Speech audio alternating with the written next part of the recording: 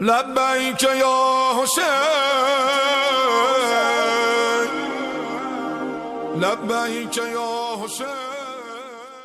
اعوذ باللہ السمیع العلیم من الشیطان اللعین الرجیم، بسم اللہ الرحمن الرحیم۔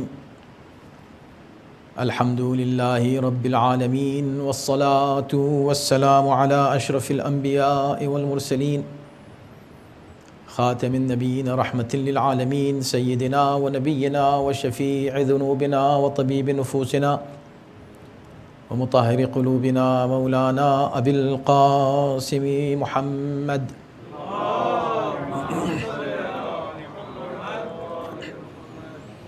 وآلہ الطیبین الطاہرین المعصومین المظلومین واللعنة الدائمة على أعدائهم أجمعین من الآن إلى يوم الدين، أما بعد فقد قال الله سبحانه تبارك وتعالى في كتابه الكريم وهو أصدق القائلين وقوله الحق.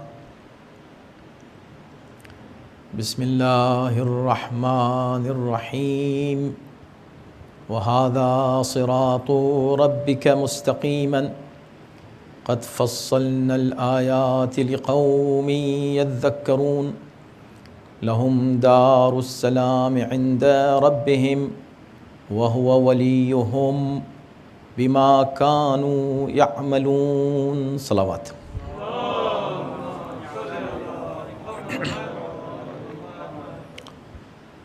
جان محترم، 1442 کا محرم یہ شروع ہو چکا ہے، اور اس سلسلے مجالس کی اس عشرے کی یہ پہلی مجلس ہے۔ پوری دنیا میں اس بار بڑے یونیک انداز سے یہ محرم ہو رہا ہے، عزاداری ہو رہی ہے۔ عزاداری کبھی نہیں رکتی ہے، نہ کوئی روک سکتا ہے۔ عزاداری ہو رہی ہے لیکن ایک نئے ایکسپیرینس کے ساتھ، نئے انداز میں۔ شاید یہ بھی مصلحت پروردگار ہے کہ اس طرح بھی کچھ عزاداری کر کے دیکھو۔ فرش عزا بچھے ہوئے ہیں۔ ابھی آپ سن رہے تھے، ہمارے پروگرام ڈائریکٹر سے وہ بتا رہے تھے کہ گھر گھر فرش عزا ہے، تو عزاداری میں کوئی کمی نہیں ہے۔ عزاداری الحمدللہ ہو رہی ہے، البتہ حالات ہیں، ماحول ہے کہ جس کی وجہ سے ہم سب ہی مجبور ہیں کہ ہم عزاداری تو کریں، لیکن اس طرح نہیں کر سکیں گے جس طرح ہمیشہ ہوا کرتی تھی۔ البتہ دعا ضرور کرتے ہیں کہ پروردگار جلد سے جلد اس وبا سے ہم سب کو محفوظ فرمائے، تاکہ ہم پھر اسی انداز سے ریگولر طریقے سے جس طرح عزاداری کیا کرتے تھے، دل کھول کے اسی طرح عزاداری کریں۔ عموماً پہلے عشرے میں ہمارا موضوع کافی سال سے، تقریباً 5-6 سال ہو گئے کہ ہم کسی ایک سورے کو عنوان بناتے ہیں، ترتیب کے ساتھ، وہ بھی سورہ بقرہ، اس کے بعد سورہ آل عمران، اس کے بعد سورہ نساء، اس کے بعد سورہ مائدہ۔ سورہ نساء ہم 1 سال پہلے یہاں پڑھ چکے ہیں، تو اس بار ہمیں سورہ انعام پر گفتگو کرنی تھی، لیکن اس سال دنیا کے کچھ حالات ایسے ہوئے کہ نہ صرف یہ کرونا وائرس کی وبا اور بلا ایسی تھی جس نے سب کو پریشان کیا، بلکہ کچھ ایسی وبائیں عقیدے کے خلاف بھی چلیں، کچھ ہوائیں، اور کافی حد تک شیعیان اہل بیت کو اور اہل بیت کو، نہ صرف شیعیان اہل بیت کو بلکہ اہل بیت کو نشانہ بنایا گیا، اور گستاخیاں کی گئیں، اور اس گستاخی کو گویا جواز دینے کے لیے مزید گستاخیاں کی گئیں، پھر صفائی پیش کرنے کے لیے اور گستاخیاں کی گئیں، اور یہ سلسلہ جاری رہا اور ابھی تک جاری ہے۔ تو اس کیفیت کو دیکھ کر ہم نے یہ فیصلہ کیا کہ اس سال ہم اگرچہ عنوان اور گویا دائرہ ہمارا سورہ انعام ہی رہے گا، لیکن اسے ہم اور مزید وسیع کریں گے۔ یہ عنوان ہم نے دیا ہے اپنی مجالس کو جو ضروری تھا، اس لیے کہ ہمارا بھی حق ہے کہ ہم اپنا دفاع کریں۔ ہم کسی پر کوئی اٹیک نہیں کریں گے، کوئی حملہ کرنا، کسی کی توہین کرنا ہمارا مقصد نہیں ہے، لیکن اپنا دفاع کرنا اور اپنے سے زیادہ اہل بیت کا دفاع کرنا ہمارا فریضہ شرعی ہے۔ لہٰذا ہم نے اس پورے عشرے کے لیے جو عنوان منتخب کیا ہے وہ ہے شیعہ عقائد قرآن کی روشنی میں۔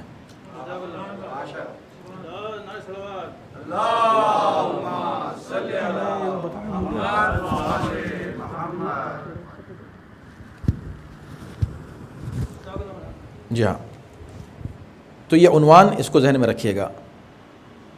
ابھی آپ کو صرف یاد دلانے کے لیے کہا گیا ہے کہ آج پہلی تاریخ ہے یہاں امریکہ میں، اور عاشوراء انشاءاللہ سیٹرڈے کو ہوگا، اس لیے کہ چاند یہاں نظر آیا ہے۔ چاند کے تعلق سے اتنی وضاحت کر دی جائے کہ عراق میں، ایران میں اور ہندوستان اور پاکستان میں ہو سکتا نہیں ہوا ہو، عراق میں تو نہیں ہوا ہے، لیکن اس کا سبب یہ ہے کہ چاند وہاں سے سفر کر کے اس طرف آتا ہے تو ہم پیچھے ہیں۔ اس طرح جب ہم تک آتا ہے تو اس کو 8 یا 10 گھنٹوں کا وقت ملتا ہے اور وہ ویزیبل ہو جاتا ہے، اس لیے ہم دیکھ سکتے ہیں، وہ نہیں دیکھ سکتے، لہٰذا ان کے لیے نہیں ہوا، ہمارے لیے ہو گیا، تو کوئی کنفیوژن نہ ہو۔ اور یہ الحمدللہ متفقہ فیصلہ ہے علماء کا امریکہ میں کہ آج پہلی تاریخ تھی اور 2 کی شب ہے۔ صلوات بر محمد و آل محمد۔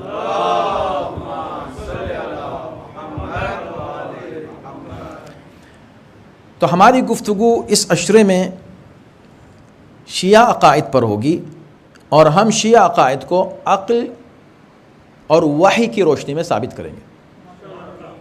قرآن مجید کی آیتیں ہوں گی، ہمارا خطاب سب کے لیے ہے۔ میں ابتدا ہی میں آپ کی خدمت میں عرض کر دوں، ہم سب کو خطاب کر رہے ہیں، ہماری یہ بات سب تک پہنچے، تمام ہمارے مسلمان بھائی سنیں، شیعہ ہوں، سنی ہوں، دیوبندی ہوں، بریلوی ہوں، صوفی ہوں، سلفی ہوں، جو بھی آپ اپنا جو بھی نام دیں، آپ سب مسلمان ہیں، ہم سب بھائی ہیں۔ ہم اپنے تمام مسلمان بھائیوں کو خطاب کریں گے اس عشرے میں، اور ان تک یہ پیغام پہنچائیں گے کہ بھئی یہ نفرتیں نہ پھیلائیں، یہ اختلاف نہ پھیلائیں، ایک دوسرے کو کافر نہ کہیں۔ ہمارے یہاں تو تکفیر ہے ہی نہیں، ہم تو کسی کو کافر کہتے ہی نہیں، جس نے بھی کہا لا الہ الا اللہ محمد رسول اللہ، ہم نے اس کو مسلمان مان لیا۔ اب یہ خدا کا کام ہے کہ وہ اس کو خدا کیا کہہ رہا ہے کہ وہ کون ہے، یہ اللہ کی طرف سے اس کو خطاب ملیں گے، ہم خطاب نہیں دیتے۔ آپ سمجھ رہے ہیں، اللہ کہہ رہا ہے ان لوگوں کو جو آ کر کلمہ پڑھ رہے ہیں اور یہ کہہ رہے ہیں کہ اے حبیب، آپ سے آ کر کہتے ہیں کہ نشہد انک لرسول اللہ، آپ اللہ کے رسول ہیں، تو وہ کہہ رہے ہیں اللہ کے رسول ہیں، وہ تو گواہی دے رہے ہیں کہ آپ اللہ کے رسول ہیں، لیکن ہم کچھ نہیں کہہ رہے ہیں، اس لیے کہ دل کا حال ہمیں نہیں معلوم، خدا یہ کہہ رہا ہے، کیونکہ خدا جانتا ہے۔ منافق ہمارے سامنے منافق ہو سکتا ہے، کیوں؟ اس لیے کہ منافق کہتے ہی اس کو ہیں، منافق کہتے ہی اس کو ہیں کہ جو کفر کو چھپائے اور اسلام ظاہر کرے، کفر چھپائے، توجہ کی جگہ لفظ کیا ہے؟ چھپائے، نہیں چھپائے تو منافق تھوڑی ہوگا، پھر تو کھلا ہوا کافر ہوگا۔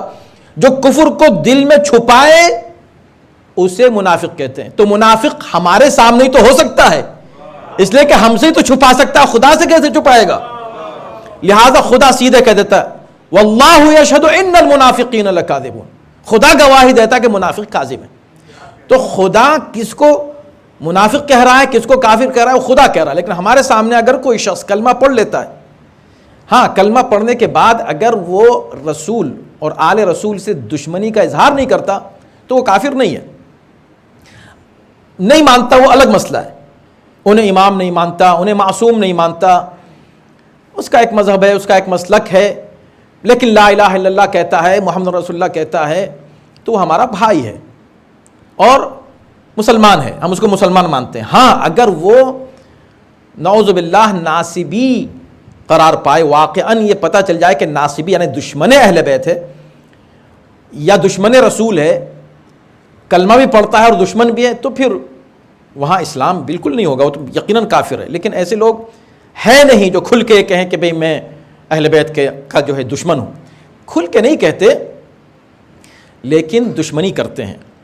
دشمنی کا کچھ انداز ہوتا ہے، اسٹائل ہوتا ہے۔ چنانچہ اس سال آپ حضرات نے ملاحظہ کیا ہوگا، اور میں نے اسی لیے کہا کہ اس عشرے کو میں نے ڈیڈیکیٹ کیا ہے ان اعتراضات کا جواب دینے کے لیے، دفاع کرنے کے لیے، اہل بیت کا دفاع انشاءاللہ اور تشیع کا دفاع۔ اور میں یہ ثابت کروں گا کہ قرآن سے تشیع ثابت ہے، یعنی قرآن جو اسلام آپ کے سامنے پیش کر رہا ہے، قرآن جو پیغام آپ کو دے رہا ہے، وہ پیغام اگر آپ تعصب کی عینک ہٹا کر پڑھیں اور انتہائی توجہ کے ساتھ جس طرح قرآن آپ کو دعوت دے رہا، افلا یتدبرون القرآن، قرآن میں اگر آپ تدبر کریں، اگر آپ غور و فکر سے کام لیں اور توجہ کریں کہ قرآن کیا کہہ رہا ہے، نہ میری سنیں نہ کسی اور مولوی کی سنیں، ہاں سنیں کوئی بات نہیں سب کی، لیکن اس کے بعد آپ خود فیصلہ کریں۔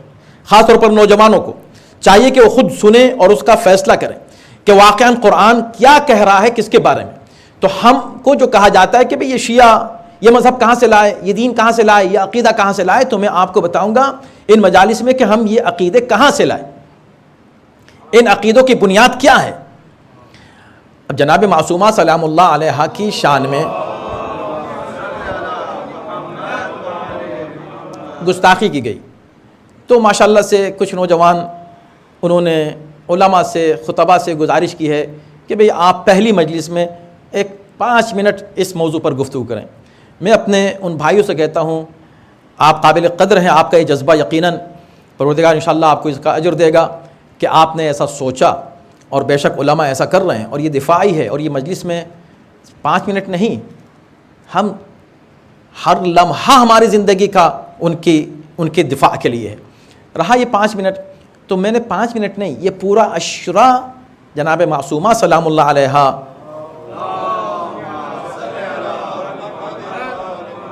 اور جناب معصومہ کے اہل بیت، آپ کو سمجھے نا، اہل بیت ہیں ہی وہ جن کا رشتہ فاطمہ سے ہو، تو جناب معصومہ کے اہل بیت کے دفاع کے لیے ڈیڈیکیٹ کیا ہے، انشاءاللہ اس پر ہم گفتگو کریں گے۔ اب جب لوگوں نے اعتراض کیا، میں نام نہیں لینا چاہتا، کیا ضرورت ہے نام لینے کی، میں ان کا کیا ان کے بزرگوں کا نام نہیں لوں گا، میں کوئی نام نہیں، لیکن جو باتیں ہیں وہ آپ تک پہنچ جائیں گی۔ میں حقیقتاً صرف یہ چاہوں گا کہ انتہائی اخلاص کے ساتھ میں آپ کے سامنے اس کو پیش کروں، اور آپ خلوص کے ساتھ اس کو سنیں اور خود غور و فکر کریں اور توجہ کریں اور خود ریسرچ کریں اور جاکے دیکھیں، تحقیق کریں، اور اگر کوئی بات غلط آپ کو لگے تو آپ مجھے بتائیں اور مجھ سے رابطہ کریں۔ تو جناب معصومہ کی شان میں جب گستاخی ہوئی اور ان کو خطا پر قرار دیا گیا، تو اہل سنت ہی کے علماء نے، اکثریت اہل سنت کے علماء کی تھی جنہوں نے دفاع کیا اور فرنٹ لائن پر رہے اور شاندار طریقے سے واقعاً دفاع کیا۔ حق تو اہل بیت کا کبھی بھی ادا نہیں ہو سکتا، ان کا حق ادا نہیں ہوا، لیکن انہوں نے اپنی سکت کے اعتبار سے حق ادا کیا اور واقعاً دفاع کیا جناب معصومہ کا۔ کچھ ایسے بھی لوگ تھے کہ جو صرف ضد میں، آپ جب ایک تصور لے کے بیٹھ جائیں کہ بھئی یہ صحیح ہے، اور اس کو ایک بجائے مذہب بنانے کے آپ اس کو ایک پارٹی بنا دیں، دین اللہ کی نظر میں ایک ہے بس، ان الدین عند اللہ الاسلام، ایک ہی دین ہے، ایک اسلام ہے، 10 اسلام نہیں ہے۔ 10 فرقے ہو جائیں، 100 فرقے ہو جائیں، 72 ہو جائیں، 73 ہو جائیں، فرقہ ایک ہی ہے، امت ایک ہی ہے، اسلام ایک ہی ہے، مذہب ایک ہی ہے، عقیدہ صحیح ایک ہی ہے۔ اب اس میں کچھ فہم کی ظاہر سی بات ہے غلطی ہو سکتی ہے کسی سے، اور اس کی بنا پر کچھ اختلافات ہو سکتے ہیں، لیکن جہاں قرآن کسی بات کا فیصلہ کر دے وہاں آپ کو حق حاصل نہیں ہے اپنی رائے پیش کرنے کا۔ اجتہاد نص کے مقابلے میں ہو ہی نہیں سکتا، توجہ کیجیے گا، نص سے صریح جہاں موجود ہے اس کے مقابلے پہ اجتہاد کی کوئی گنجائش نہیں ہے۔ تو لوگوں نے جناب معصومہ کی شان میں جب گستاخی کی، سب نے جوابات دیے، مگر جو اصل جواب تھا وہ آج نہیں دیا گیا ہے۔ کہا نا کہ جناب معصومہ نے خطا کی ہے، اب مقابلے پر کون تھے؟ جن علماء نے آ کر دفاع کیا تو لوگوں نے سمجھا کہ بھئی ایک گروپ یہ ہے اور ایک گروپ یہ ہے، کچھ لوگ یہ کہہ رہے ہیں انہوں نے خطا کی، کچھ لوگ کہہ رہے ہیں خطا نہیں کی، یہ بھی دلیل دے رہے ہیں، یہ بھی دلیل دے رہے ہیں۔ میں یہ کہتا ہوں کہ صحیح ہے، ان علماء کو آپ نے دیکھا جو دفاع کر رہے تھے، لیکن اصل جو دفاع کرنے والے ہیں ان کو آپ نہیں دیکھ سکے، وہ آپ کو نظر نہیں آئے، لیکن محسوس ہوئے، عقل اور فکر نے محسوس کیا ان کو۔ وہ کون ہیں؟ انہوں نے کہا خطا کی، قرآن نے کہا پاکیزہ ہیں۔ انہوں نے کہا خطا کی، اللہ نے کہا کہ یہ میری گواہ بن کر آئی تھی۔ انہوں نے کہا خطا کی، پیغمبر نے کہا میرا جز ہے، میرا حصہ ہے، یہ خطا کرے تو میں خطا کروں۔ توجہ ہے نا؟ تو اس کا مطلب یہ ہوا کہ جس نے بھی جو بھی گستاخی کی شہزادی کی شان میں، اس کو وہ تو نظر آئے جو اس کو جواب دے رہے تھے فوری طور پر، اس کو وہ نظر نہیں آئے ابھی کہ جنہوں نے بہت پہلے یہ تصدیق کر دی تھی کہ فاطمہ بے خطا ہے، فاطمہ سے خطا ہو ہی نہیں سکتی، اس لیے کہ یہ ذمہ داری ہم نے لی ہے۔ انما یرید اللہ، یہ اللہ کا ارادہ ہے، اب جو اس کے مقابلے پر آتا ہے اس کے مقابلے پر نہیں آ رہا ہے، اس کا مقابلہ خدا سے ہو رہا ہے، وہ خدا کے مقابلے پر آ کر کہہ رہا ہے، یعنی خدا کے ارادے کو گویا کہ چیلنج کر رہا ہے وہ۔ اور انشاءاللہ اس پر گفتگو ہوگی، لیکن اس کے بعد پھر کیا ہوا؟ ان کو جو بھی سزا ملی، ہمیں اس سزا کی ہمیں کوئی خوشی نہیں ہے، اس لیے کہ اصل سزا دینے والی حکومت ان کو ابھی نظر نہیں آئی۔ میں نے عرض کیا اصل سزا جو ملنے والی ہے وہ کہیں اور ہے، جو سزا دینے والے ہیں وہ کوئی اور ہے، لیکن اس کا پھر ایک نتیجہ ہوا کہ ایک گروپ اور نکلا انہی کے حامیوں کا، انہوں نے گستاخی پر گستاخی، توجہ نا، گستاخی پر گستاخی، ایک گستاخی یہ کی، گستاخی بھی ہے اور میں اس کو کہتا ہوں دہشت گردی ہے کھلی ہوئی۔ انہوں نے کہا کہ ہم عزاداری نہیں ہونے دیں گے، اگر ان کو آزاد نہیں کیا گیا تو ہم عزاداری نہیں ہونے دیں گے، ہمیں اس سے کوئی دلچسپی نہیں کہ وہ آزاد ہوں یا آزاد نہیں ہوں، ویسے ہی وہ آزاد نہیں ہیں۔ اگر وہ آزاد ہوتے، جناب حر سے کیا کہا تھا امام حسین نے؟ انت حر فی الدنیا والآخرہ، اب حسین کی طرف آ کے تم اب آزاد ہوئے ہو، تم اب آزاد ہوئے ہو، وہ آزاد نہیں ہیں جو اپنے خواہشات کے غلام ہوں، جو اپنے غلط عقائد کے غلام ہوں اور زنجیروں میں جکڑے ہوئے ہوں، فکری اور عقلی زنجیروں میں، وہ آزاد نہیں ہے۔ آزاد وہ ہے جس کی فکر آزاد ہو، جس کا عقیدہ آزاد ہو، اور جو حقیقی معنی میں آزاد ہو، وہ آزادی جو آزادی پیغمبر اسلام نے دی تھی انسانیت کو، اس طرح وہ آزاد ہو۔ تو ہمیں اس کی فکر نہیں کہ وہ آزاد ہو نہیں ہو، لیکن جو آپ نے کہا کہ بھئی ہم عزاداری نہیں ہونے دیں گے، مجھ سے پوچھا گیا کہ بھئی آپ کیا کہتے ہیں اس پر، علماء نے اس کا کیا جواب دیا ہے؟ میں نے کہا بھئی علماء کیوں جواب دیں گے اس کا، جو بھی دیں دیا ہوگا، لیکن سوال یہ ہے کہ پہلی بات تو یہ ہے چیلنج کرنا کہ ہم عزاداری نہیں ہونے دیں گے، ہم جلوس نہیں نکلنے دیں گے۔ کیسے نہیں نکلنے دیں گے؟ یہ ہزاروں کے جلوس کو کیسے روکیں گے؟ یہ لاکھوں کا مجمع کیسے روکیں گے؟ کیسے روکیں گے؟ تو یہ کھلی ہوئی دھمکی ہے، یعنی روکنے کی کوئی اور تو صورت نہیں ہے سوائے اس کے کہ وہ دہشت گردی کے کارروائیاں کریں، یہی تو ہے نا۔ تو یہ تو دھمکی ہوئی۔ ایسا شخص جو کھل کے دھمکی دے کہ اتنے بڑے مجمع کو ہم نہیں نکلنے دیں گے، کیسے نہیں نکلنے دو گے؟ کیا ایسا ہوگا؟ یعنی فساد پھیلاؤ گے، دہشت گردی کرو گے، خون خرابہ کرو گے۔ تو جو شخص کھل کے یہ بات کہہ رہا ہو اس کا جواب علماء کو دینا چاہیے یا اس کا جواب حکومت کو دینا چاہیے، اور ان کو بھی وہیں پہنچانا چاہیے جہاں کے لیے یہ بات کر رہے ہیں کہ ان کو نکالنے کی۔ آپ بتائیے ان کو بھی وہیں پہنچا دیا جائے کہ نہیں؟ ہمیں اس سے کیا مطلب؟ سوال یہ ہے کہ حکومت کیا کر رہی؟ حکومت نے ایسے دہشت گرد کو کیا جواب دیا؟ اور چنانچہ سنا ہے کہ یہ سلسلہ شروع ہوا، اللہ محفوظ رکھے مومنین کو، لیکن ان کو پتہ نہیں ہے کہ عزاداری، اگین عزاداری کا مسئلہ ہمارا معاملہ نہیں ہے، ہماری وجہ سے عزاداری ہے ہی نہیں۔ اگر تم نے ہم کو نہیں نکلنے دو گے، کیا کر لو گے؟ ہم تو نکلیں گے، مار دو گے، مر گئے۔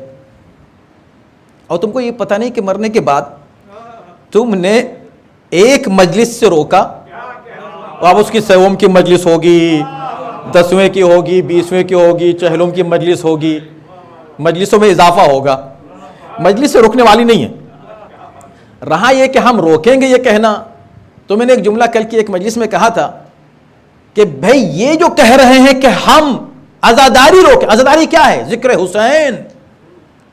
کتنی عجیب بات ہے، زبان سے یہ کہہ رہے ہیں لبیک یا رسول اللہ، اور عملاً یزید اور یزیدی بن کر یہ کہہ رہے ہیں کہ ہم ذکر حسین روکیں گے۔ ذکر حسین کیا ہے؟ ذکر حسین ذکر رسول ہے۔ حسین منی وانا من الحسین، ذکر حسین ذکر رسول ہے۔ زبان سے کہہ رہے ہو لبیک یا رسول اللہ، اب ہم تو کچھ نہیں کہتے۔ اگر تم اس زمانے میں آ کر یہی بات کہتے تو شاید ایک آیت اتر آتی اور اللہ یہ کہتا کہ ان المنافقین لکاذبون۔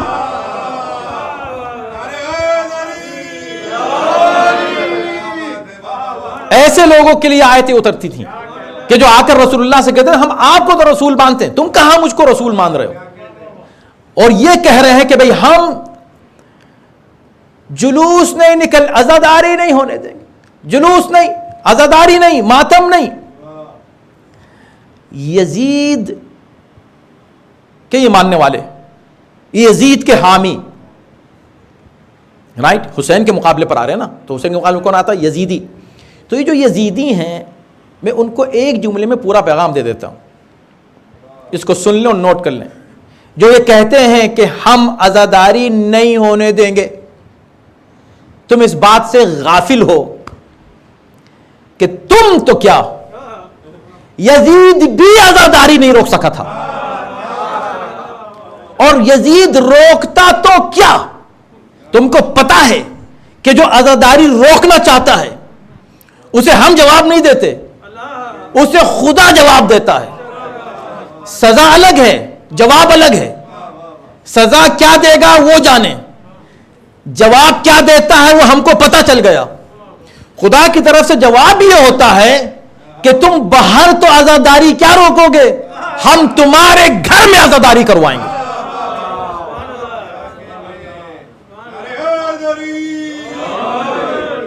اور آج کی تاریخ کو آپ نوٹ کر لیجئے، ریکارڈ ہو رہی ہے یہ گفتگو، آج نہ صحیح 10 سال بعد صحیح، 20 سال 50 سال بعد صحیح، جب کبھی جس نے بھی کہا ہے نا کہ عزاداری نہیں ہونے دیں گے، انشاءاللہ اس کے گھر میں عزاداری ہوگی، اس کی اولادیں عزاداری کریں گے، کیونکہ ہم نے یہی دیکھا ہے۔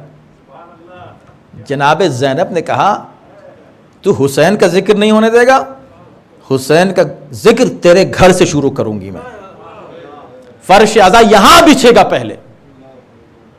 اور اس کا نتیجہ کیا ہوا اس ذکر کا؟ حسین کے مقابلے پر آتے ہو تو کیا ہوتا ہے؟ یزید کا بیٹا، یزید کا بیٹا، اور نام بھی عجیب، معاویہ ابن یزید۔ آج جو حضرات اس مجمع میں ہیں اور بیٹھے ہیں اور کبھی وہ زیارت کے لیے گئے ہیں،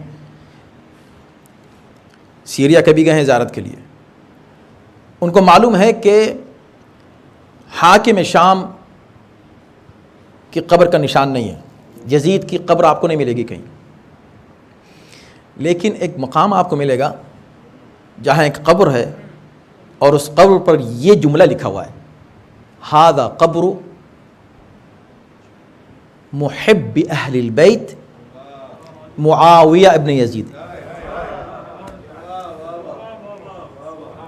ہمارے اس پورے عشرے کا اذان محترم یہی مقصد ہے، ان نوجوانوں کو جن کے والدین تعصب کے اس حد تک پہنچ چکے ہیں، ان کی آنکھیں بند ہو چکی ہیں کہ وہ اہل بیت کے مقابلے پر آتے ہوئے کسی طرح کی جھجک محسوس نہیں کرتے، اور بہت ہی بے حیائی اور بے شرمی سے اتنے بڑے بڑے جملے بول دیتے ہیں، دہشت گردی پھیلانے کا اعلان کرتے ہیں، اہل بیت کے مقابلے پر آنے کی کوشش کرتے ہیں۔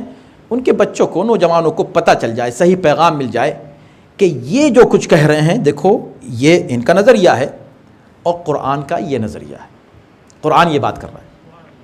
عزاداری کو آپ روکیں گے، عزاداری کیوں روکیں گے؟ پہلی بات تو یہ بتائیے کہ جو عزادار ہیں کیا کہتے ہیں؟ یہ حسین کا ماتم کرتے ہیں، یہ حسین پہ گریہ کرتے ہیں، یہ حسین کو روتے ہیں، محرم آتا ہے تو غم مناتے ہیں۔ غم کیوں مناتے ہیں؟ یہ غم کیوں مناتے ہیں؟ یہ تو بدعت ہے، یہ تو غلط ہے، یہ کہاں لکھا ہوا ہے؟ عجیب بات ہے بھائی۔ دیکھیں، اسلام جو ہے دین فطرت ہے، اسلام دین فطرت ہے، اسلام فطرت کے خلاف کوئی حکم نہیں دیتا۔ غم ہو کسی کو اور اس غم پر آنسو بہے، یہ فطرت ہے۔ فطرت کا خالق کون ہے؟ اللہ ہے۔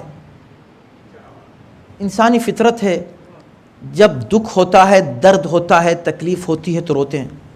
تم کبھی نہیں روتے؟ اپنے معاملات میں روتے ہو؟ پیغمبر اسلام نے فرمایا ہے کہ جو شخص مجھے اپنے نفس سے اور اپنی اولاد سے اور اپنی جان و مال سے اور ہر شے سے، جو کچھ بھی اس کی ہے اس دنیا میں، اس سے زیادہ مجھے محبوب نہ رکھے، وہ میرا سچا ماننے والا نہیں ہے۔ یہ بات ہم بھی مانتے ہیں کہ پیغمبر اسلام سے جو ہمیں محبت ہے، اپنے والدین، اپنی اولاد، اپنے رشتہ دار، اپنی بیلونگنگز جو اس دنیا کی ہیں، جو کچھ بھی ہمارے پاس ہے، ان سب کو ہم اپنے آقا مولا سید النبیین خاتم المرسلین کے قدموں کی خاک پر قربان کرنے کو آمادہ اور تیار ہیں، خوشی خوشی، ہے کہ نہیں؟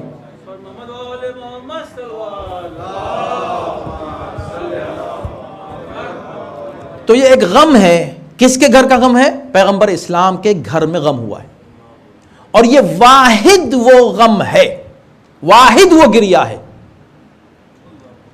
کہ جو وقوع واقعات سے پہلے ہوا ہے۔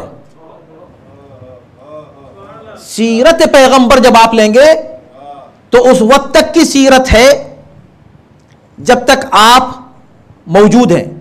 اس کے بعد کیا ہوا؟ اس کے بعد وہ تھے ہی نہیں تو کیا سیرت نظر آئے گی؟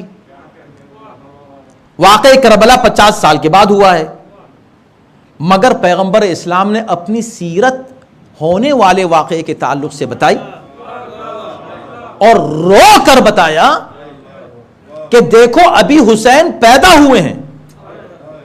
پیدا ہونا خوشی کا موقع ہوتا ہے، جب خوشی کے موقع پر میں رو رہا ہوں حسین کے لیے، تو جب واقعہ ہو جائے گا تو محرم میں اگر میں ہوتا تو کیا نہ روتا؟ رسول روتے۔ اچھا میں کہہ رہا ہوں رسول روتے، آپ ترمذی اٹھا کے دیکھیں، آپ دیگر صحاح اور معتبر کتابیں اٹھا کر دیکھیں تو اس میں لکھا آپ کو ملے گا کہ پیغمبر اسلام عاشور کے دن بھی، اس دن بھی روئے ہیں جس دن حسین شہید ہوئے۔ تو تم کیوں نہیں روتے؟ یہ ہے سوال۔ پیغمبر اسلام روئے۔ بدعت کیا مطلب؟ جو نبی نے نہیں کیا۔ اس سے بڑی سنت اور کیا ہے کہ پیغمبر پہلے بھی روئے اور عاشور کے دن بھی روئے۔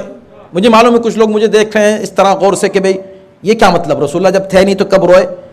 بھئی جناب ام سلمہ نے خواب میں دیکھا، معروف ہے یہ، اس کا کوئی اس روایت کا انکار نہیں کر سکتا۔ خواب میں دیکھا عاشور کے دن کہ وہ خاک جو خود پیغمبر اسلام نے جناب ام سلمہ کو دی تھی،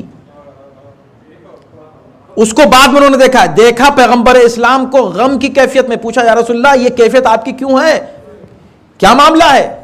کہا ام سلمہ میرا حسین کربلا میں مارا گیا، آج کے دن مارا گیا ہے، آج عاشور کا دن ہے۔ جناب ام سلمہ نے خواب میں دیکھا، فوراً اٹھی، جا کر اس شیشی کو دیکھا جس میں وہ خاک رکھی ہوئی تھی، تو وہ خاک خون میں تبدیل ہو چکی تھی۔ اب کوئی یہ نہ کہے کہ بھئی یہ تو خواب ہے، دین تو خوابوں سے نہیں چلتا، یہ تمہارا خواب نہیں ہے، یہ نبی کا خواب ہے۔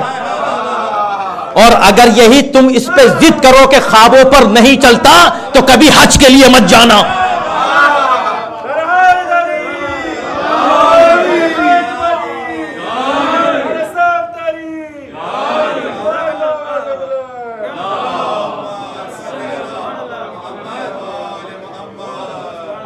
ہمت ہو تو روک کر دیکھو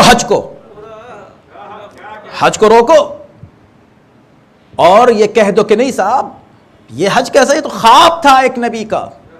یہ تم کہہ سکتے ہو, مگر دوسرے نبی نے جس سے کہا نبی نے کہ میرے لال میں تمہیں دیکھ رہا ہوں, انی ارا فی المنام. عجیب بات ہے, یہ نہیں کہا جناب ابراہیم نے کہ مجھ کو اللہ نے حکم دیا ہے. حضرت ابراہیم نے نہیں کہا, انہوں نے کہا انی ارا فی المنام انی اذبحک, میرے لال میں نے خواب دیکھا ہے کہ میں تمہیں ذبح کر رہا ہوں. اور یہ بھی بلاغت قرآنی ہے کہ خواب یہ نہیں دیکھا کہ ذبح کر چکے ہیں, ذبح کر رہے ہیں. اگر یہ دیکھا ہوتا کہ کر چکے ہیں تو ذبح کر چکے ہوتے, اب پھر وہی ذبح ہوتے, دمبا ذبح نہ ہوتا. لیکن ذبح کر رہے ہیں, چھری رکھ دی ہے, ذبح کر رہے ہیں. انہوں نے کہا میں نے انی ارا فی, میں نے خواب دیکھا ہے.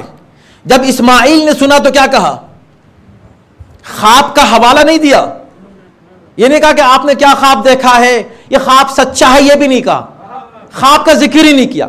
سیدھے سیدھے کیا کہا, یا ابت افعل ما تؤمر, اے میرے بابا آپ کو جو حکم دیا گیا ہے اسے کر گزریں. یعنی وہ خواب کا ذکر کر رہے ہیں, بیٹا کہہ رہا ہے کہ حکم ہے. کیوں کہہ رہا حکم ہے, اس لیے کہ ایمان اور اسلام کے اس درجے پر فائز ہے کہ نبی کے خواب کو بھی حقیقت مانتا ہے.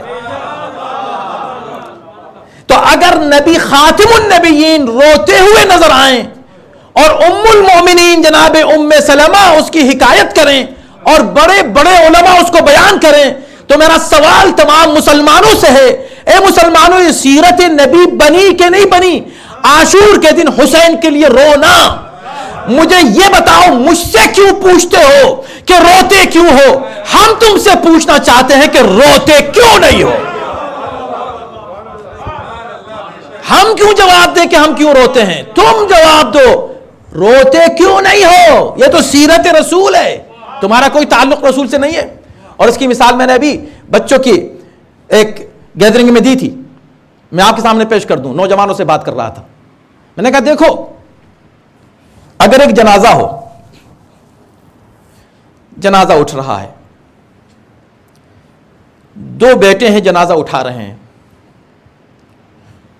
پوری قوم جمع ہے, سب لوگ دیکھ رہے ہیں دونوں بیٹوں کو, سب کو پتہ ہے دونوں اس کے بیٹے ہیں مرنے والے کے.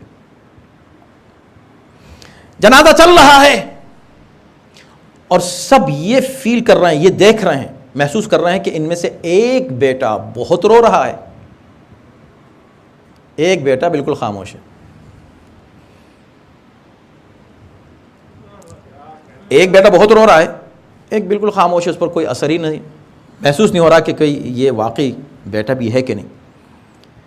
ایمانداری سے بتاؤ, سوال آئے گا ذہن میں ہر شخص کے, اس مجمع میں سوال آئے گا کیوں, مگر یہ کیوں کا سوال کس سے کیا جائے گا؟ جو رو رہا ہے اس سے یا جو نہیں رو رہا ہے اس سے؟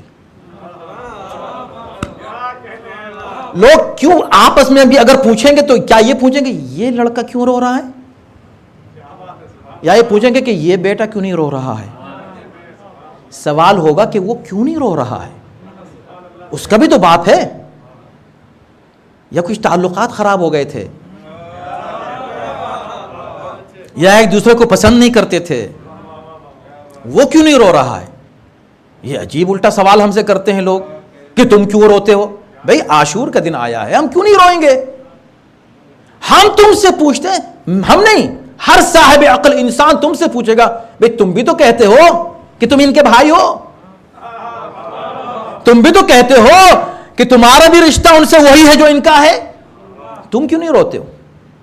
اور اگر آپ ان دو کے ساتھ ساتھ کسی تیسرے کو دیکھیں، وہ بھی کہے کہ میرا بھائی ہے، اور وہ ہاتھ میں ڈنڈا لیے ہوئے ہو اور اس رونے والے بھائی کو روک رہا ہو، رو کیوں رہے ہو، رو کیوں رہے ہو، میں تو تم کو رونے نہیں دوں گا، میں تم کو رونے نہیں دوں گا، تو آپ سوچیں اس وقت آپ کیا سوچیں گے اس شخص کے بارے میں؟ جو آپ تصور وہ لیں، وہ آج آپ ان لوگوں کے بارے میں سوچ لیں جو ہم کو رونے سے منع کرتے ہیں۔ یہ عقلی میں نے آپ کے سامنے دلیل، عقل و وحی کی روشنی میں ہم گفتگو کر رہے ہیں۔ اب آئیے جلدی سے، تاکہ گفتگو وقت پر تمام بھی ہو جائے، قرآن میں کیا کوئی ایسی آیت ہے کہ جس سے ثابت ہو کہ یہ رونا حکم قرآنی کے مطابق ہے؟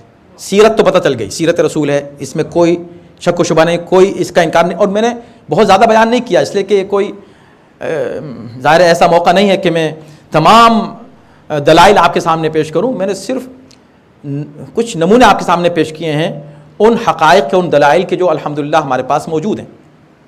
حضرت حمزہ جن کے لیے پیغمبر اسلام روئے، نہ صرف روئے، اس بات پر روئے کہ فَأَمَّا حَمْزَةَ فَلَا بَوَاكِيَ لَهُ، سب لوگ اپنے اپنے شہیدوں کو رو رہے ہیں، 70 شہید تھے، مگر ہائے حمزہ کا کوئی رونے والا نہیں ہے۔ جب لوگوں نے یہ سنا تو سب اپنے اپنے شہیدوں کو چھوڑ کر، اپنے اپنی میتوں کو اور جنازوں کو چھوڑ کر سب جمع ہو گئے، اور آ کر پہلے انہوں نے حمزہ کو گریہ کیا، حمزہ کو روئے۔ کیوں؟ اس لیے کہ حمزہ کو رونے سے رسول کو تسکین مل رہی ہے۔ حمزہ زیادہ ہیں رسول کے لیے یا حسین بڑھ کر ہیں حسین؟ کیا حمزہ کے لیے کہا ہی یہ مجھ سے ہیں، میں ان سے ہوں؟ بہت عظیم ہے جناب حمزہ، بلا شبہ ان کا کوئی مقابلہ نہیں ہے، کوئی کیا کرے گا صحابہ میں ان کا مقابلہ، لیکن اس کے باوجود جناب حمزہ کا مقابلہ حسین سے نہیں ہے، اس لیے کہ حسین نفس رسول ہیں، حسین منی کی منزل پر فائز ہیں، اور حسین کو پہنچنے والی ذرا سی بھی معمولی سی کوئی تکلیف اصل میں رسول کو پہنچ رہی ہے۔ تو اب دیکھنا یہ ہے کہ قرآن کیا کہہ رہا ہے۔ تو بہت سی آیتیں میں نے جیسے کہا کہ میں نے روایات بھی بہت زیادہ پیش نہیں کی ہیں، تاریخ سے بھی زیادہ آپ کو حوالے نہیں دیے ہیں، کیونکہ ہمارا مضمون ہے قرآن کی روشنی میں پیش کرنا، تو جلدی سے میں ایک دو آیتوں کے حوالے دے دیتا ہوں، اور اس کی بھی میں تفصیل پیش نہیں کر سکوں گا وقت کی تنگی کی وجہ سے۔ انشاءاللہ ہمارے موضوعات میں آگے دوسرے وہ مسائل ہیں شیعہ عقائد میں آپ کے سامنے پیش کروں گا قرآن سے۔ تو اب رونا قرآن سے آپ کیسے ثابت کریں گے؟ قرآن میں جناب یوسف کا واقعہ بہت ہی معروف ہے، خیر سنتے ہیں لوگ، اس کو بیان بھی کرتے ہیں، لیکن آپ اگر الفاظ قرآن کے پڑھیں اور دیکھیں اور غور کریں تو اس میں آپ کو لطف آئے گا، اور آپ کو پتہ چلے گا کہ کمال ہے، حیرت ہے کہ یہ ہمارے بھائی اس پر غور کیوں نہیں کرتے۔ سورہ یوسف ہے، آیت نمبر 83، 84، 85، یہ 3 آیتیں پڑھ لیجئے۔ جناب یوسف جب نظروں سے اوجھل ہوئے، ظاہر ہے کہ اللہ کے نبی ہیں اور وہ جانتے ہیں انی اعلم من اللہ ما لا تعلمون، کہہ رہے ہیں، ان کو بتا رہے ہیں کہ میں اللہ کی طرف سے وہ باتیں جانتا ہوں جو تم نہیں جانتے، یعنی یقین قتل ہونے کا، مر جانے کا نہیں ہے، چھٹ جانے کا ہے، جدا ہونے کا ہے۔ اور کیا کیفیت ہوئی ہے کہ جب انہوں نے آ کر اطلاع دی کہ بھئی وہ ان کا یوسف کا چھوٹا بھائی بھی جو ہے وہ ہم سے جدا ہو گیا اور ہم اس کو نہیں لا سکے، تو انہوں نے کہا کہ فصبر جمیل، آیت نمبر 83۔ جناب یعقوب کہتے ہیں کہ بل سورت لکم انفسکم، فصبر، مین بات یہ فصبر جمیل واللہ المستعان علی ما تصفون، میں اب صبر جمیل کروں گا، میں صبر کروں گا، ایسا صبر کروں گا جو بہترین، حسین، خوبصورت، جمیل، شاندار، اللہ کے لیے قابل قبول جو صبر ہو، میں وہ اس صبر کا مظاہرہ کروں گا۔ آیت نمبر 83، فوراً 84 میں کیا کہا؟ قال یا اسف علی یوسف وابیضت عیناہ من الحزن وهو کظیم۔ ایک ایک لفظ پر غور کیجیے گا، ابھی تو کہہ رہے ہیں کہ میں صبر کروں گا، یہ ہمارے بھائی ہم سے کہتے ہیں کہ بھئی ٹھیک ہے روتے تو ہیں، یہ رونا بے صبری کی علامت ہے، بے صبری ہے، یعقوب یہ کہہ کر کہ میں صبر کروں گا، اور صبر بھی معمولی والا نہیں، صبر جمیل کروں گا، صبر جمیل کے فوراً بعد خدا کیا کہہ رہا ہے؟ کہا کہ وہ یہ کہتے رہے واہ یا اسفا علی یوسف، واہ اسفا علی یوسف، ہائے یوسف، ہائے یوسف، یہ کہہ کے روتے تھے۔ وَبِيَضَّتْ عَيْنَاهُ مِنَ الْحُزْنِ، اور ان کی آنکھیں حزن سے، ان کی آنکھیں غم سے سفید ہو گئیں، یعنی آنکھیں جاتی رہیں۔ وَهُوَ كَظِيمٌ، آنکھیں جاتی رہیں، نور جاتا رہا، اتنا روئے کہ آنکھیں کھو دیں۔ توجہ ہے؟ وَهُوَ كَظِيمٌ، کظیم کا لفظ کیا ہے؟ کاظم، وہ کہ جو اپنے غم و اندوہ کو برداشت کر لے، اس کو کاظم کہتے ہیں۔ کظیم جو مسلسل برداشت کرتا رہے۔ وَهُوَ كَظِيمٌ، اتنا روئے کہ آنکھیں جاتی رہیں۔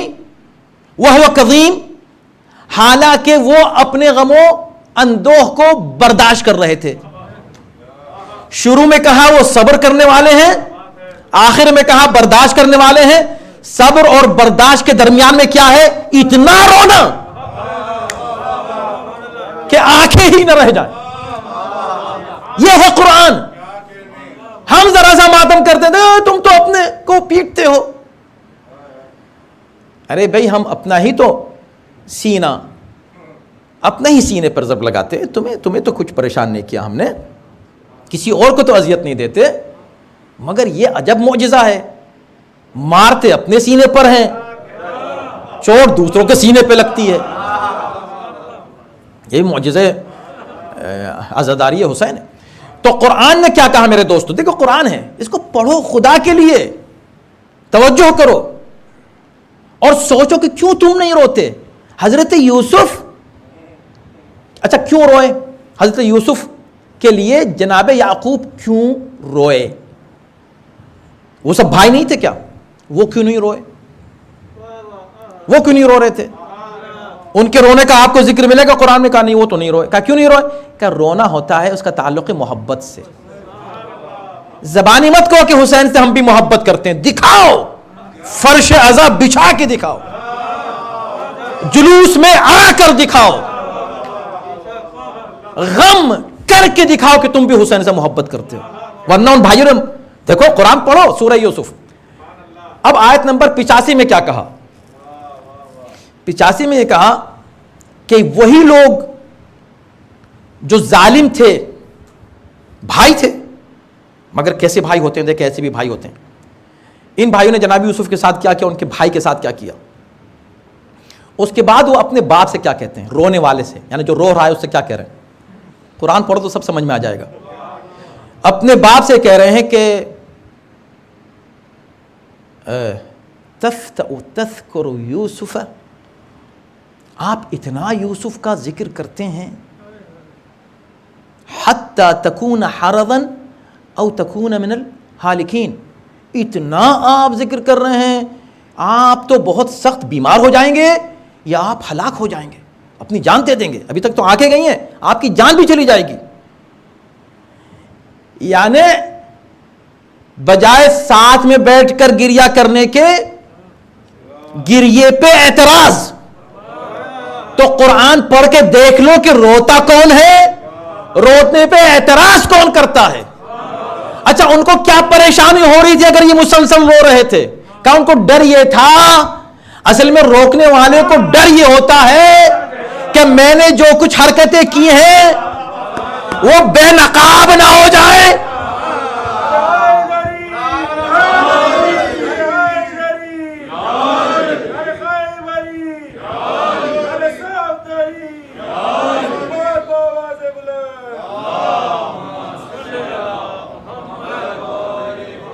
کم سے کم میں 10 آیتیں آپ کے سامنے پڑھ سکتا ہوں جس میں رونے کو ریکمینڈ کیا گیا ہے، رونے کی تعریف کی گئی ہے۔ کہیں پورے قرآن میں ہنسنے کی تعریف نہیں ہے، اور یہ بضد ہیں کہ ہم محرم کا آغاز ہنسنے سے کریں، محرم کا آغاز خوشی سے کریں۔ رسول اللہ نے کیا تھا، وہاں سنت یاد نہیں آتی، یہاں سنت اور بدعت فوراً یاد آتی۔ تو پلیز ذہن و فکر کو آزاد کر کے غور و فکر کریں، توجہ کریں۔ اللہ نے ان لوگوں کی تعریف کی ہے کہ ترى اعینہم تفیض من الدمع مما عرفوا من الحق، ان لوگوں کی تعریف کی ہے کہ جو پیغمبر اسلام سے وَإِذَا سَمِعُوا مَا أُنزِلَ إِلَى الرَّسُولِ تَرَى أَعْيُنُهُمْ، وہ جب یہ دیکھتے ہیں کہ نبی پر جو کچھ نازل ہوا ہے اس کو وہ سنتے ہیں، سن کر ان کی آنکھیں اشک بار ہو جاتی ہیں۔ مما عرفوا من الحق، کیوں ہوتی ہیں؟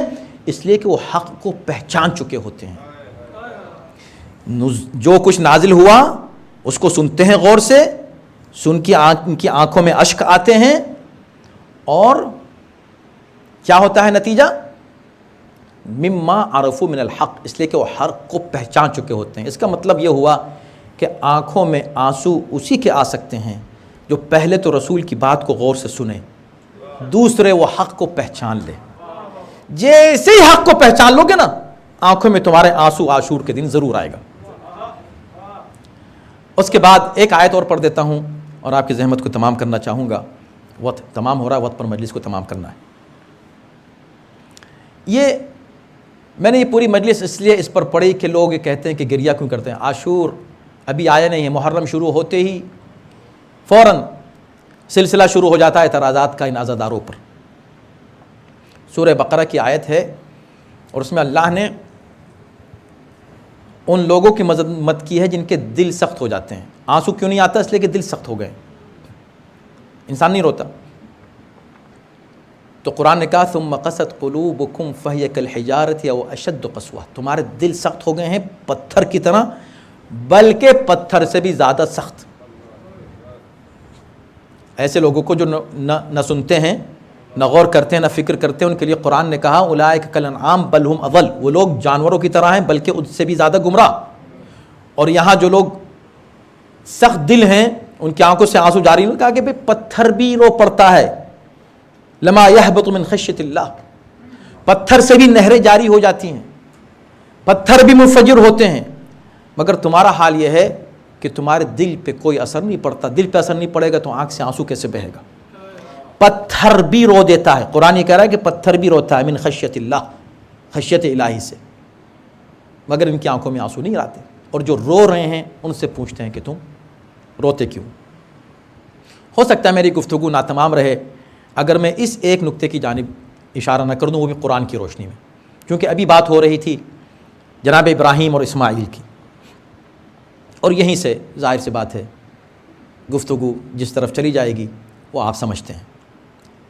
حضرت ابراہیم اور اسماعیل کی قربانی اتنی عظیم قربانی ہے کہ اس قربانی کے لیے اللہ نے اس کی یاد قائم رکھنے کے لیے جو اہتمام کیا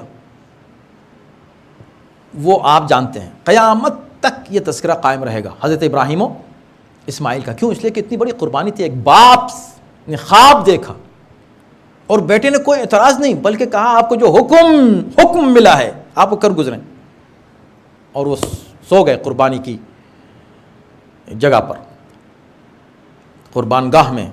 اپنے جوان 13 سال کا بیٹا ہے، کتنی تمناؤں کے بعد، کتنی دعاؤں کے بعد اللہ نے عطا کیا اور یہ بڑا ہوا، جوان ہوا، تو اللہ نے کہا کہ اب اس کو تم ذبح کرو۔ جب ذبح کرنے کے لیے نکلے تو اب اللہ نے اس کو یادگار بنا دیا، حج کرنا واجب ہے۔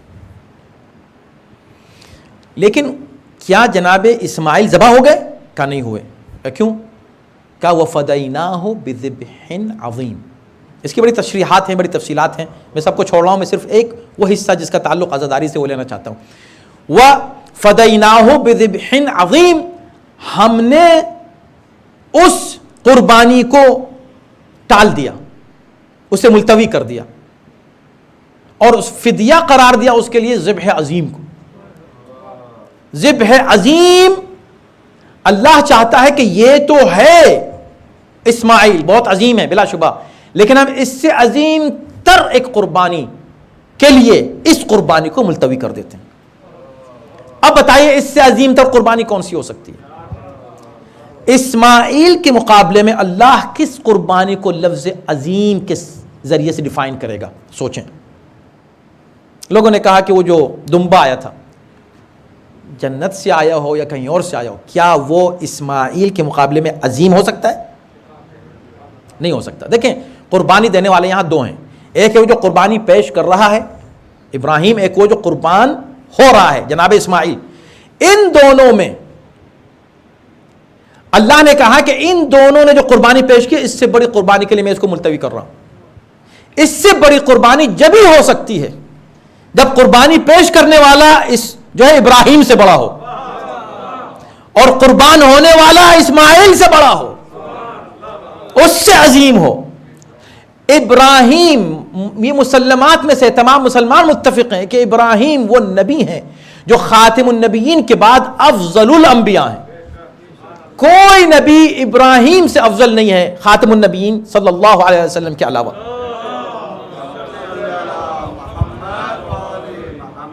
سب سے بڑے نبی ہیں، جب وہ سب سے بڑے نبی ہیں خاتم النبیین، ان سے افضل ہیں، تو ایک ہی صورت ہے کہ اب جو قربانی ہو اس کے بعد وہ قربانی وہ دے جو ابراہیم سے بڑا ہو، اور وہ رسول ہیں تو قربانی رسول کی طرف سے آنی چاہیے۔ قربان ہونے والا وہ ہو کہ جو اسماعیل سے برتر ہو، اسماعیل سے بالاتر ہو عظمت میں۔ اب اس میں بھی لوگ پریشان ہو جاتے ہیں، نبی سے بالاتر۔ ارے نبی سے بالاتر نہیں ہے مسئلہ، مسئلہ یہ ہے کہ نبی نے اس کی وضاحت کر دی منی کہہ کر کہ اب جو نبی کا جز بن جائے وہ قربان ہو رہا ہے، تو یہ دونوں قربانیاں اس قربانی سے افضل ہو گئیں۔ قربانی دینے والا بھی افضل، قربان ہونے والا بھی اس قربان سے افضل، تب اس کو ذبح عظیم قرار دیں گے۔ تو یہ قربانی ذبح عظیم ہے۔ جب یہ مان لیا کہ قربانی ذبح عظیم ہے تو اب سوال یہ پیدا ہوتا ہے، اب یہ تمام مسلمانوں کے لیے ایک پیغام ہے، شاید آخری اس مجلس کا، تمام اپنے مسلمان بھائیوں کے لیے۔ جب یہ طے ہو گیا کہ یہ ذبح عظیم ہے تو پھر اب یہ سوال ہوتا ہے کہ اس کی قربانی، وہ جو قربانی اسماعیل و ابراہیم کی تھی، اس کی یادگار تو واجب کر دی۔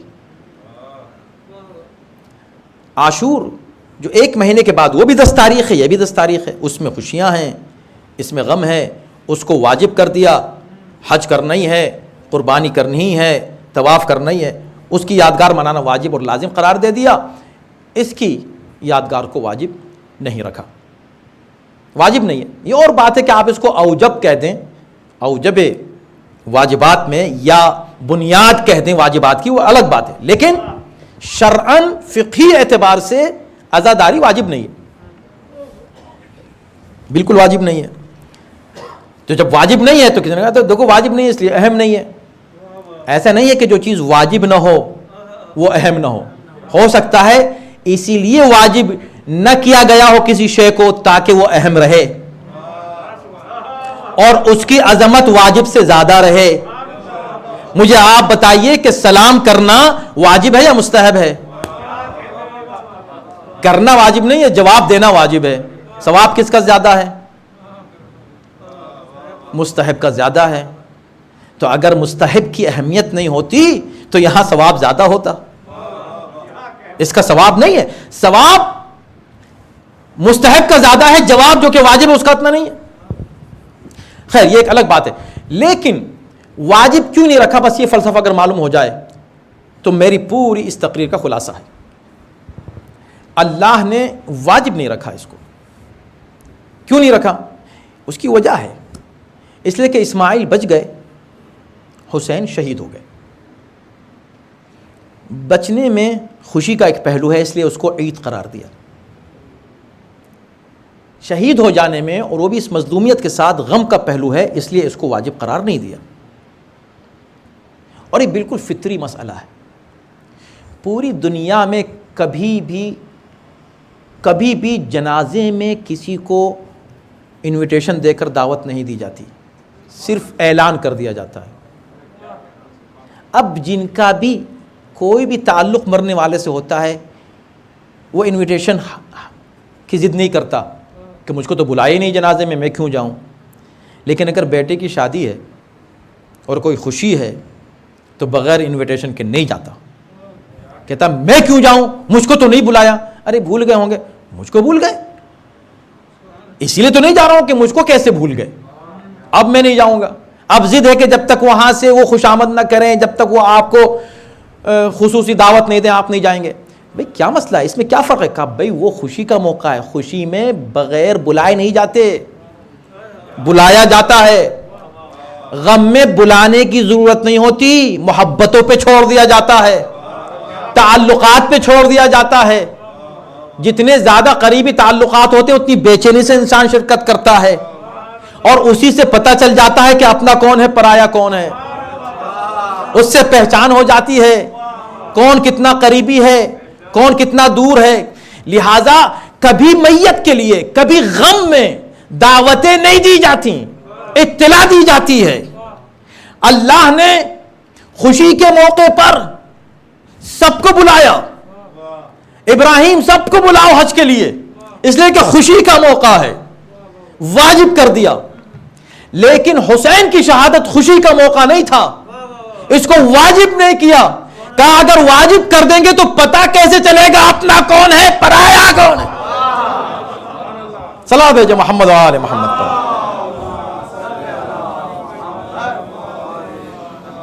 تو یہ جلوس عزا نہیں ہے, یہ یا حسین کی صدائیں, اصل میں یہ حقیقی لبیک یا رسول اللہ کی صدائیں ہیں. اصل صدا اگر آپ کو یا رسول اللہ کی سننی ہے تو یہاں سنیں. رسول اللہ کو,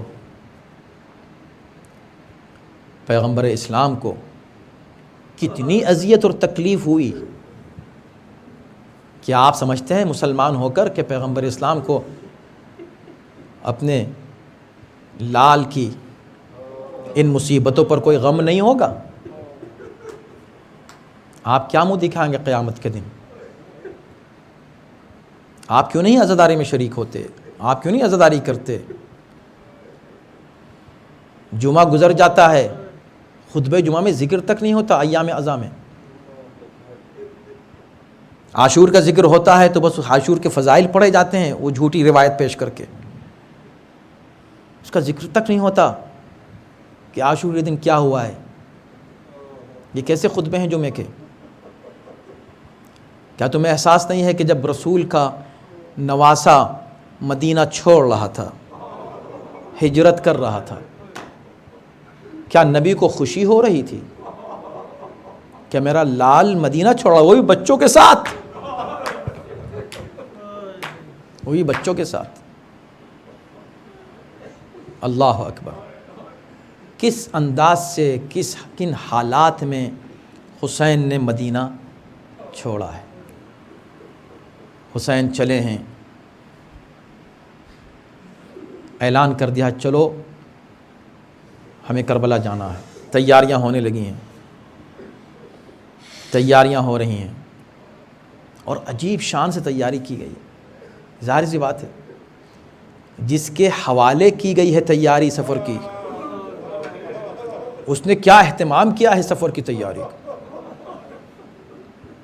ساری تیاریاں ہو گئی, لیکن جب ایک مرحلہ آتا ہے بیویوں کو سوار کرنے کا, تو علی کا لال, علی کا شیر عباس ایک مرتبہ تمام بنی ہاشم کے جوانوں کو حکم دیتا ہے, بنی ہاشم کے جوانوں تیار ہو جاؤ, آمادہ ہو جاؤ, بیویوں کو سوار کرنا ہے, بیویوں کو سوار کرنا. اور اس کے بعد ایک ایک نوجوان بیویوں کو سوار کرتا ہے. خناتیں لگا دی گئی ہیں, راستے روک دیے گئے ہیں. کیوں؟ اس لیے کہ مخدرات عصمت سوار ہو رہے ہیں, اس کا اہتمام ہو رہا ہے. ام لیلہ آگے بڑھتی ہیں, جناب علی اکبر بڑھ کے سوار کرتے ہیں. جناب فروہ, ام فروہ آتی ہیں, جناب قاسم آگے بڑھتے ہیں, بہت شان سے سوار کرتے ہیں. تمام بیویوں کو سوار کیا جا رہا ہے, سب سوار ہو جاتی ہیں. ایک بیوی ایسی آتی ہے کہ عباس بھی آگے بڑھے, علی اکبر بھی آگے بڑھے, قاسم بھی آگے, سب آگے بڑھ جاتے ہیں. نہ صرف جمانہ نے بنی ہاشم آگے بڑھ جاتے ہیں, حسین جو کرسی پر بیٹھے ہوئے اس منظر کو دیکھ رہے تھے وہ بھی کھڑے ہو جاتے ہیں, اور کھڑے ہو کے استقبال کر کے آگے بڑھتے ہیں. حسین نے عباس نے، علی اکبر نے، سب نے مل کے اس بی بی کو سوار کیا۔ لوگوں نے کہا یہ کون بی بی ہے؟ کہ یہ ثانی زہرا ہے، زینب، جسے سوار کیا جا رہا۔ زینب بھی بڑی شان سے سوار ہوئی، ایک ایک نوجوان کو دیکھا۔ اس منظر کو زینب کبھی بھولی نہیں، اور یہ منظر اس وقت بہت یاد آیا زینب کو جب 11ویں کی صبح کو سوار کیا جا رہا ہے بیبیوں کو۔ زینب نے سب کو سوار کر دیا ہے، زینب کا سوار کرنے والا نہیں ہے، تو اب زینب نے ایک مرتبہ آواز دینا شروع کی ہے، عباس کس شان سے تم نے مجھے سوار کیا تھا؟ علی اکبر تم نے مجھے کیسے سوار کیا تھا؟ قاسم آپ مجھ کو آ کر سوار کرو۔ ایک ایک کو پکار رہی ہے، آخر میں حسین کو آواز دی، میرے بھیا جب تمہیں کوئی سوار کرنے والا نہ تھا زینب نے تمہیں سوار کیا تھا، آؤ آ کر زینب کو سوار کرو۔ جب کہیں سے آواز نہیں آتی تو ایک بیمار کی آواز آتی ہے، ہتکڑیاں بیڑیاں سنبھالے ہوئے ایک نوجوان آگے بڑھ کے کہتا ہے، پھوپھی اماں چچا عباس کو نہ پکارو، شان قلم ہو چکے ہیں، علی اکبر کو نہ بلاؤ، سینے پہ برچی کھائے میرا بھیا سو رہا ہے، میرے بابا کو آواز نہ دو، نشیب میں سو رہے، ہاں میں آگے بڑھوں گا، اپنے شانوں کو بڑھا دے اماں سوار ہو جائے۔ زینب نے نجف کا رخ کیا، یا علی اپنے بیمار کو اتنی طاقت دے دو کیا زینب کو سوار کر سکے۔ وَسَيَعْلَمُ الَّذِينَ ظَلَمُوا أَيَّ مُنْقَلِبٍ يَنْقَلِبُونَ۔ پروردگار عمل صالح کو قبول فرما، اس سے بہتر انداز کر اہل بیت سنت سنانے کی توفیق کرامت فرما، ہر آفت و بلا سے محفوظ و معمون رکھ، جہاں جہاں اہل بیت کے چاہنے والے ماننے والے آباد ہوں ان کو امن امان اور سکون کرامت فرما۔ خداوندہ ہمارا نام عزاداران مظلوم کربلا مندرج فرما۔ خداوندہ زیارت و شفاعت حسین بن علی دنیا و آخرت میں نصیب فرما، صراط مستقیم پر قائم رکھ، ہمارے بچوں کو بھی علم و معرفت اور محبت و عشق اہل بیت عنایت فرما، قیامت تک یہ محبت اور عشق ہماری نسلوں میں قائم اور باقی رہے۔ جہاں جہاں عزاداری کا سلسلہ شروع ہوا ہے خداوندہ ان عزاداروں کو اپنے حفظ و امان میں رکھ، جو شرپسندی کرنا چاہتے ہیں خداوندہ ان کے شر سے ہم سب کو حفظ و امان میں رکھ، امام زمانہ کے ظہور میں تعجیل فرما، ان کے آن و انصار میں داخل شامل فرما۔ ربنا تقبل منا انک انت السمیع۔ ماتم حسین۔ لبیک یا حسین، لبیک یا حسین۔